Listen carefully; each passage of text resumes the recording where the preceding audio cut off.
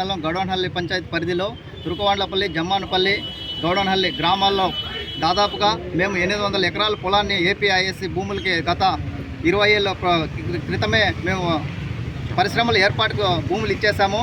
మరి ఇంకా అరకొర చిన్న పరిశ్రమలు ఏర్పాటు చేయడానికి మాకు అతి తక్కువ భూమిని సేకరించడానికి మళ్ళీ ప్రభుత్వం వచ్చింది.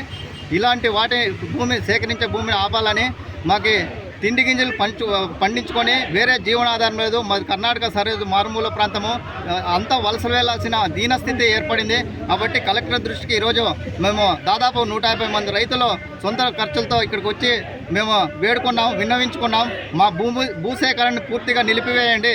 ఆల్రెడీ 1600 ఎకరాల భూమిని ఆనందపురం గౌడవనహల్లి పంచాయతీ పరిధిలో ఇచ్చాము. గత 20 సంవత్సరాలుగా ఇచ్చాము. వాటిని అభివృద్ధి చేయలేకపోయినారు. ఇప్పుడు కూటమి ప్రభుత్వం అధికారంలోకి వచ్చింది కాబట్టి మాలాంటి నిరుపేద రైతుల మీద అతి తక్కువ భూమిని సేకరించకుండా ఆపాలని మా యొక్క ప్రాణత్యాగాలైనా చేస్తాం ఆ భూమిని సేకరిస్తే. కాబట్టి ప్రభుత్వం ఆలోచించ దృక్పథంతో చేసి మాకు పరిశ్రమలు ఏర్పాటు చేసి ఉన్నత విద్యావంతులకి అక్కడ ఉపాధి అవకాశం కల్పించాలని కోరుకుంటూ భూసేకరణ 800 కుటుంబాలు రోడ్డు పాలన పడే అవకాశం ఉంది. భూసేకరణ నిలపాలని కలెక్టర్ గారికి విన్నవించుకోవడం జరిగింది.